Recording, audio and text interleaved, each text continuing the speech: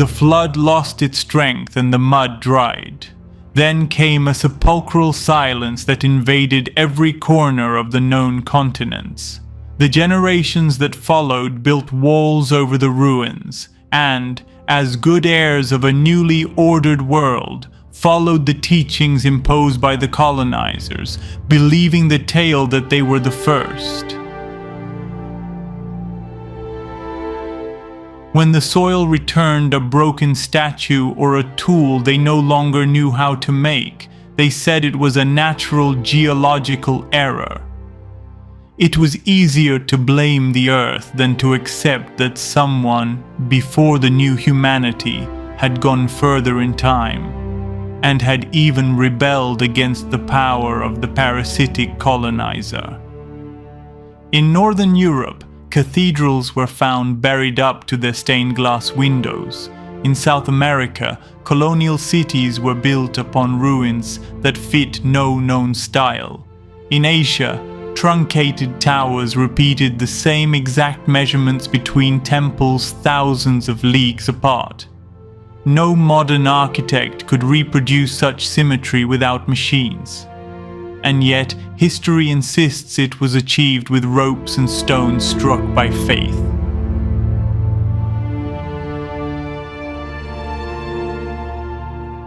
Faith in what? In a distant divinity, or in the remembrance of a prior wisdom? Modern science claims that primitive man slowly evolved to reach this point, that all knowledge is a gradual accumulation. But dust does not accumulate, it simply covers, and findings that do not fit are hidden, not studied. When something contradicts the narrative of progress, it is renamed.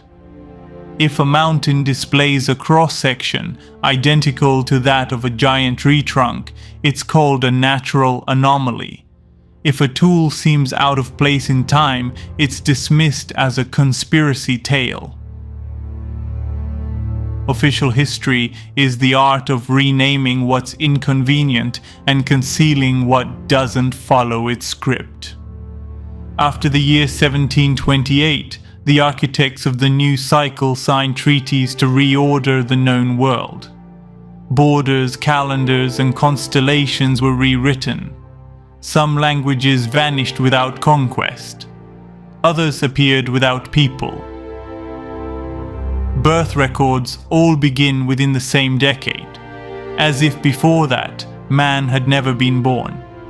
The first humans were orphans, and soon forgot it, until they populated a vast portion of the old continents. The maps that survive show edges fading precisely where ice meets the sea.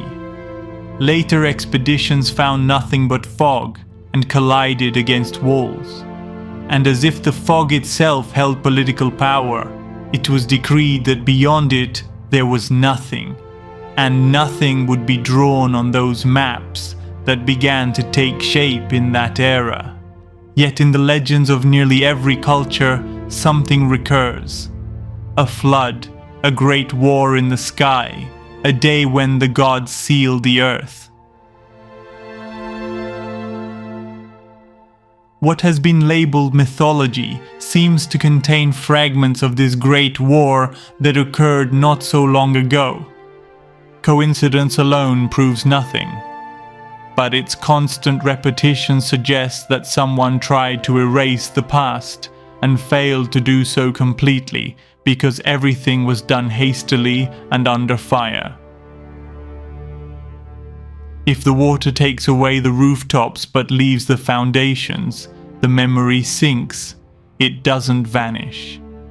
That is why in the collective dreams of humanity, the idea of a lost age still surfaces, not as nostalgia, but as filtered memory, emerging from the deepest layers of the human being. Few in the past would have dared to revise history, or even change a single point. The guardians would have accused them of falsifying truth, and that was the same as exile. That is how time operates upon human history. A single point that became law. That point was 1728. Before it, there is a vast void filled only with repetition.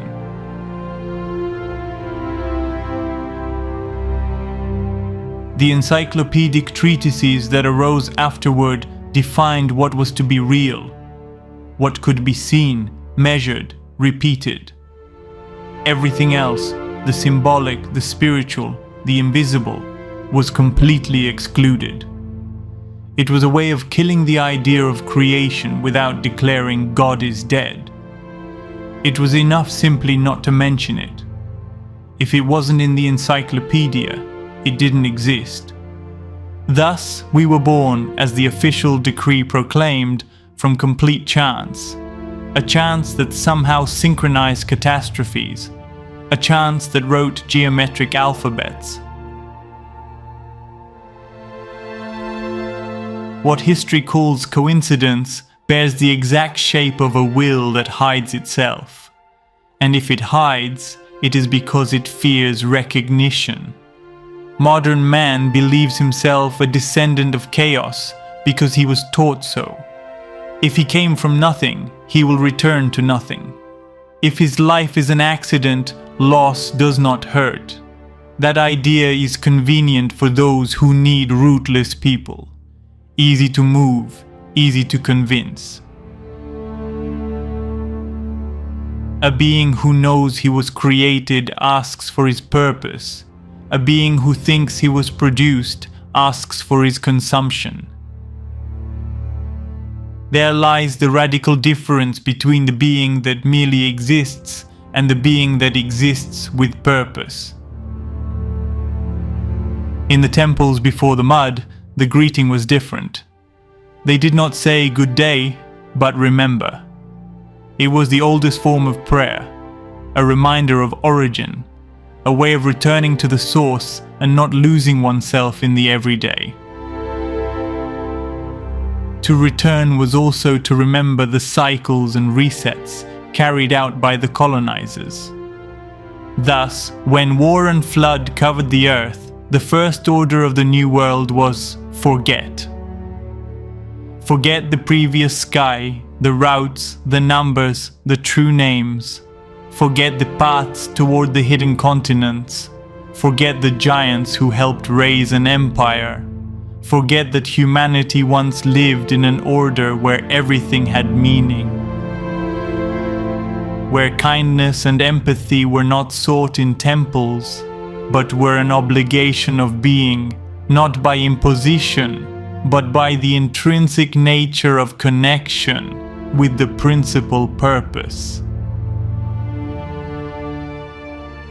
Oblivion was institutionalized. Schools taught the new map, academies the new sky, astronomers the infinite distance, and the human mind, unanchored, believed itself free. But they led us toward the void. They made us believe we were like those new homes they created for us, those hollow spheres spinning in nothingness. The century after the mud invented the idea of the void, not only in physics, but in the soul. Everything is empty, they said, but emptiness is another form of control. For one who believes that nothing has a center will accept any center imposed upon them. The void is always occupied by something, and they filled it with fear. And so we arrived, as best we could, to this moment, standing upon buried cities, believing that chance invented us, that we survived by reflex, and that history began with us as the first humanity, rather than as the eighth cycle,